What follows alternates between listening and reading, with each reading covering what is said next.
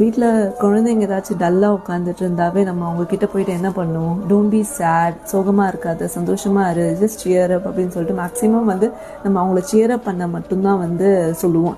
So நான் என்ன சொல்ல விரும்புகிறேன்னா, நமக்கு ஆஸ் அடல்ட்ஸ் நமக்கு ஏதாவது ஒரு ப்ராப்ளம் வந்தாவே வந்து அதுலேருந்து வெளியில் வரத்துக்கோ அதுலேருந்து நம்மளோட எமோஷன்ஸை வந்து சேட் டு ஹாப்பி மோடு மாற்றுறதுக்கு நமக்கே வந்து கொஞ்சம் டைம் எடுக்குது இல்லையா? So every person is different, even every child is different.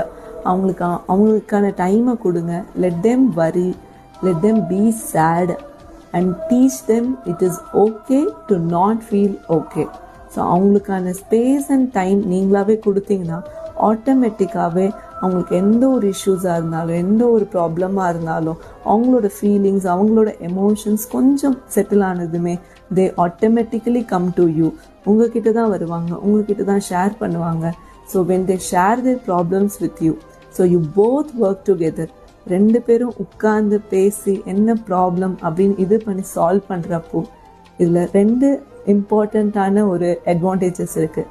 என்னன்னு பார்த்தீங்கன்னா, உங்களுக்கும் உங்கள் சைல்டுக்கும் இருக்கிற அந்த பாண்ட் வந்து இன்னுமே ஸ்ட்ராங்காக இருக்கும். And second most important thing, குழந்தைங்க உங்ககிட்ட எந்த ஒரு இஷ்யூ சொல்கிறதுக்கும் பயப்பட மாட்டாங்க.